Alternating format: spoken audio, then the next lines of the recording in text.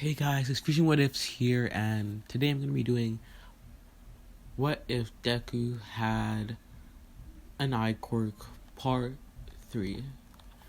And also my next video is going to be What If Deku was, had Miyuto's powers / reincarnation Part 3. I'm doing this one more because I really, really like it, and I hope you guys do too. I don't really like my first What If. I just did that to find something to start off on.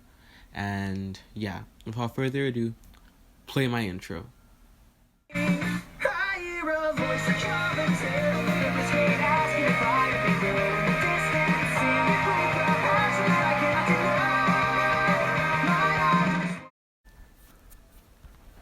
Now that that's done, let's get straight into the story. So we start off right after the battle training. It's the next day, and Aizawa walks in and says that we're gonna have to do something else. And right now they're thinking, oh, please don't be another test or exam. But he then says it's not gonna be test or exam. They're just gonna pick a class representative and vice president. So Baku was screaming, saying that the others are extras and that they should pick him because he's the MC or something like that. Then Ida slams his hand on the table and says, "This is not how we're supposed to act. We'll vote." And yeah, that happens. Momo makes a basket and some slips of paper. She hands them out. And Izuku really doesn't want to be president. Or he's fine being president, but just doesn't really like to. So he doesn't vote for himself. He votes for Momo because Momo's like very responsible in his eyes. And he has a tiny crush. So while that's happening, the votes come in. Deku somehow has 5 votes. Momo has 4. And Ida has 2. So yeah, Deku's president. He walks up to the stage and he says, "Thank you very much for picking me. I'll make sure to make you guys proud." And yeah, Momo walks up and then she's about to say a speech, but Deku stops her midway, saying she means to say that she'll do a good job too. So while that's happening, Momo asks why he didn't let Deku why didn't he let her do the speech, and Deku responds saying that nobody would listen, and then she's a bit saddened by this, and then he says, "I know I wouldn't be listening because I'll just be staring at you." So he decides to tease her a bit. She blushes and then she says, "Baka." She pouts and then she walks off, regular anime girl stuff. So she walks off. They walk to lunch together and they're getting lunch. And while they're eating, they're sitting beside, Uraraka, Lita, Izuma, Bakugo. Yes, Bakugo. So Bakugo is going off on Deku, saying that he should be class president. Izuma slaps the back of Bakugo's head and says, "Stop, dude. He was voted for. We can't do anything about it." And yeah, and Bakugo says, "Damn, Ryu," because he calls Izuma Ryu because he can breathe fire. Ryu's dragon in Japanese, I'm pretty sure. Yeah, Ryu. So that happens. Then a security breach unfolds. An alarm sounds and has level 3 security breach. They're all running around, all the upper classmates are running around like crazy people. Then Izuku stops someone and asks, "What's level 3 security breach?" And then the person says, "I don't know. It hasn't happened in my 3 years of being at UA." And they're still running around. And they're Izuku and the rest of the group are trying to get through. While Izuku and the rest of the group are trying to get through, they look out the window to see the press. And Momo tries to tell the people that it's the press, but before she could, she gets pushed over. And Deku, he snaps a bit. He snaps. He activates the Raijin Dark Side to Tomoe, and then he does Aura Manipulation and Bloodlust. Or Bloodlust. And he uses Bloodlust on the people in front of him, so everyone's on their knees right now.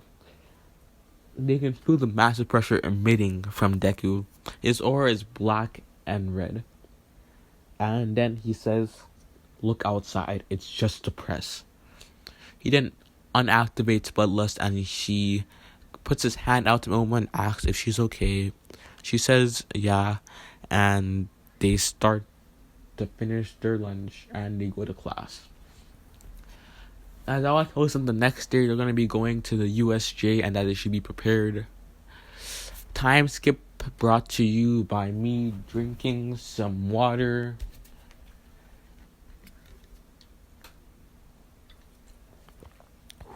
Okay, time skip done. It's the next day and everyone's getting on the bus for the USJ. Suyu asks Deku that sorry, let me redo that. So Suyu says, "Izuku, you know that I'm very blunt, right?" And then he says, "Yeah, I know." And then she says, "Can I ask a question?" He says, "Yeah." And then she asks Izuku why sometimes when he activates his quirk, there's sometimes black peoples, but there's also sometimes white peoples. Izuku then explains that they give me different abilities. So each quirk has two sides. Mine has a light and a dark. Whenever I use my light side, I'm more influenced to talk before I fight. But whenever I use my dark side, I become cold, more distant, and kind of emotionless. So, other people are listening to this and they're like, okay. And this piqued Todoroki's interest a bit, because he's thinking that Izuku's like him, multiple abilities. So, yeah, that happens. Aizawa says to get off the bus there at the USJ. And while Izuku walks in, he uses the Raijin light side ability, second Tomoe ability, Foresight. If you guys don't know, I give this to him. It's technically just its ability to see into the future for a few seconds. I mean, a minute or two. So he looks into the future and then he sees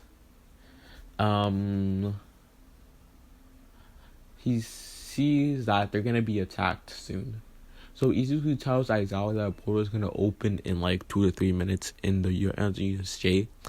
And then he says, "How do you know?" And then Izuku then tells Aizawa that it's one of his abilities. He has the ability to see into the future like Night Eye. But not a person's future, but the future itself. So yeah. Aizawa's like, okay. And they go up. 13's there. She explains how a quirk can be dangerous but also very helpful. Izuku understands because of the nature of his quirk. Because they act off of his emotions. So yeah, that happens. So again, yeah, a portal opens into the USJ. Aizawa sees this and he runs down immediately, taking on the villains. And before he runs down, he tells 13 to take care of the kids. And then Kirigiri comes in and he separates everyone, but before he could, he's being sucked up by 13's black hole. So Ida gets to go out and get the rest of the heroes. But before Kirigiri can be defeated by 13, Kirigiri does this portal thing and makes 13 attack herself. And when she does, she is incapacitated. She can't really do work anymore, so she's on the floor bleeding. And he then separates all of them. Izuku gets thrown into the flood zone like usual. But before Floppy can come and save him, he uses his lightning, his yellow lightning, It goes through the water and it shocks every single one of them. So when he's done, Froppy comes in and grabs him from the water, and they go on the boat. While they're on the boat, Minetta's also there, and he's scared for his life, He's saying things like, I can't die here, I haven't even touched a girl's, chest. Yes, chest. I'm not trying to get demonetized here. So, chest, and yeah. Izuku's just looking at who's it called? Mineta, like, my dude, what, whoa, why are you even here to begin with? Like, that look. So, Froppy grabs Izuku and Mineta, she jumps them all the way to shore, and when they're jumped to shore, they see Aizawa fighting off some villains, and Shigaraki's being very, very mad. So he's scratching his neck very hard, and then he says, Nomu, kill the guy. And the Nomu runs at him at unreachable speeds for, like, normal humans. And he snaps Aizawa's arm. And when he does this, Momo finishes her section a bit earlier. So she runs down and then she stabs the Nomu. Right now, Momo thinks that she just committed murder. She's contemplating a bit about life. But she didn't know that it had super regeneration. And it's about to hit Momo. So, before it could hit Momo, Deku sees this coming. And he tries to stop it. But he's too late. The contact hits Momo and she goes flying. She breaks a few ribs, her arm. And as soon as this happened, Deku snaps completely. He uses his aura disperses, and he opens his eyes. And there they see the Riot and dark side for Tamale in both eyes. As soon as this happened, he started to release a pressure equal to that of All for One. The villains are on the floor, and his classmates are scared. So, while that's happening, the Nomu can still sense, it's brainless, but it can still sense danger. So Nomu realizes that, oh, I screwed up, didn't I? Well, if I'm gonna die, I might at least put up a fight. So Kiryu says, Nomu, attack the kid. Then the Nomu rushes in and tries to attack Deku. Before he could, Deku teleports behind it, and he shocks the Nomu with lightning. But this isn't any regular lightning. Instead of his usual yellow lightning, the lightning is black. Yes. This lightning has a special ability. When the lightning makes contact, it's like, think of the Amaterasu.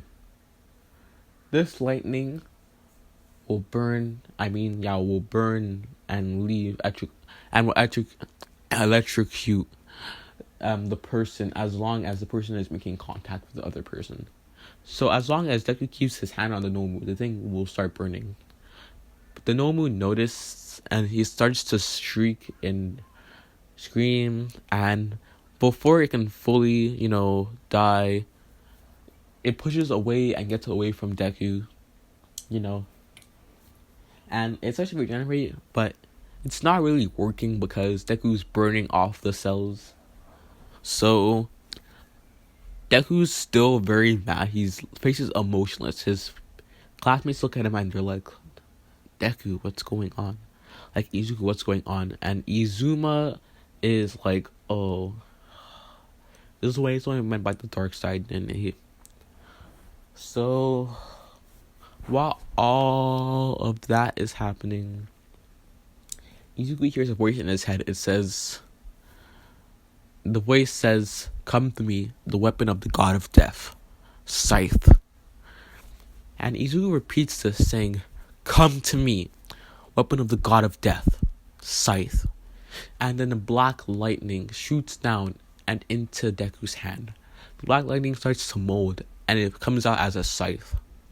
The scythe is black and red, and it starts to have arcs of black electricity coming out of it. And as soon as the Nomu sees this, it runs. Yes, the Nomu's not dumb. It has common instincts. It runs. But it can't run fast enough to get out of Deku's reach. Yeah, so while that's happening, the Nomu tries to run away, but Deku vanishes and reappears right in front of the Nomu. And then he cuts the head off.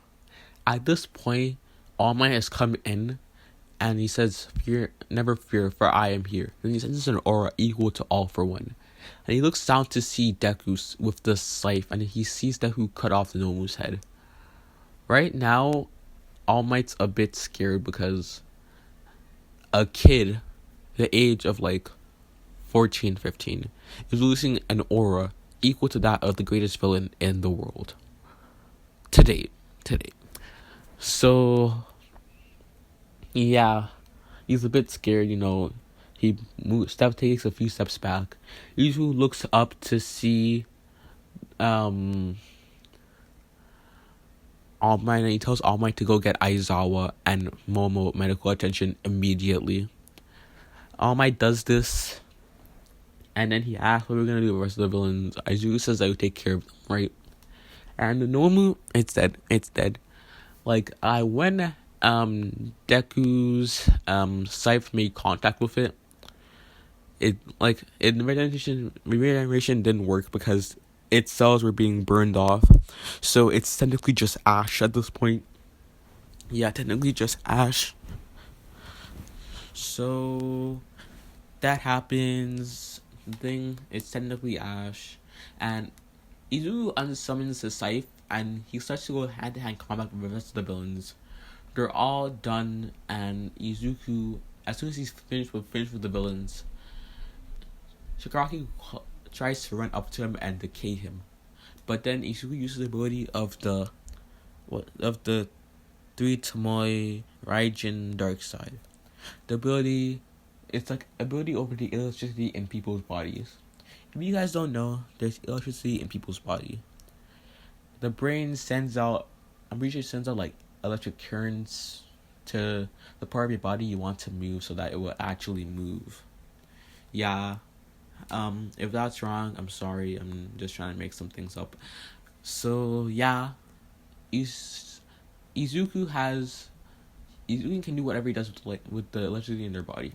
So Izuku takes out all the electricity in Shigaraki's body. He flops to the floor, confused, what the hell happened?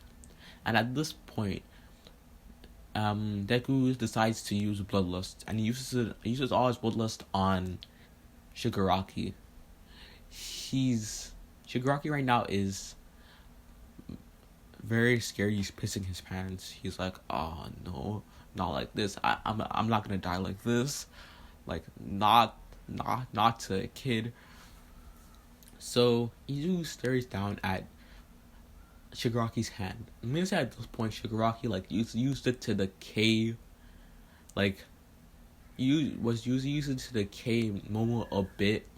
Before she stabbed the Nomu, Shigaraki touched her a bit, but Aizawa stopped the decay.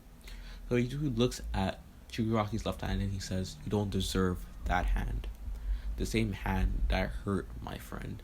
So he supercharges the cells in Shigaraki's hand, and the hand explodes. Not explodes. His hand, when it explodes, it turns purple and a lot of blood's leaking out of it. He could die from blood loss if he's not careful. So that happened, and Shigiri at this point he just warps away with Shigaraki, and yeah, as soon as they leave, Deku faints because he can hardly handle the Raijin Dark Light Side, three Tomoe of Light and Dark. Him using the fourth Tomoe for this long is him running on pure adrenaline. So as soon as they left, he fainted, and he wakes up in a white room. We all know this as the hospital. So he turns to the side to see Momo on sitting, like laying her head on his lap. She has her wounds have been healed, and she decides that she's gonna go like stay with Izuku a bit, And it's nighttime right now. So right now there's Momo sitting on his lap, and in the corner there's Izuma, his brother, sitting on his chair in the corner, asleep. So as soon as Deku wakes up, he sees Momo, and then he doesn't really know why, but he feels this kind of warmth. I can't even say the word right. Warmth in his heart or his chest area. He's confused, but then he realizes that he likes Momo. And yeah, that happens. Izuku's he isn't trying to wake up Momo, so he checks the time. It's like 7. They should be getting home. He wakes up Momo, and he also wakes up Izuma because they have to go home now. Izuma gets out of bed he's exhausted. He has his wounds are mostly healed, and yeah, there was no major injury that was caused to him, besides his eyes being a bit blurred because he used a 4 tamale. Besides that, he's completely fine. And yeah, Izuku walks Momo home, and at this point, Momo's dad heard the news about Momo being hurt and about Izuku technically saving her from dying. So he thanks Izuku, bows, thanks him a few times. Izuku says that it's alright and that he doesn't really need to be repaid. When he goes home, Shiro's he's worried. He goes up, he hugs Deku, and he's like, Izuku, are you okay? And then he starts to check Izuku, and Izuku says, I'm fine. So yeah, Izuku goes to bed, he goes to sleep. Izuma goes home, to his parents that just want him for that money. And I'm gonna say Izuma was his parents trained him and they abused him a bit, but he doesn't really show it. So that's gonna come into play at a major point in time. So that piece of information I just gave you right now is gonna come in at the 4th or the 5th part. It's gonna come in very, very important. So he goes home, and when he this is Izuku now. He goes home to see Bolt, his lightning dragon. He cuddles with Bolt, and they fall asleep on his bed. Yeah, Momo goes home, she sleeps. Izuma goes home. His parents, they're like, where have you been? And they're worried for Izuma. Inko isn't, and neither is Sasashi. They're just worried because they don't want their chance at money or out of financial trouble to be, injured, so he can't really do hero work. So they're worried about that, and Izuma knows that they're using him for financial work, but he can't really do anything. So, for money, he can't really do anything, and that's it. My next video is gonna be what if Deku had reincarnation / powers of Minato. I'm doing this one more because I like it more. I really, really enjoyed this, and I hope you guys do too. Yeah, again, please like and subscribe, and without further ado, peace out.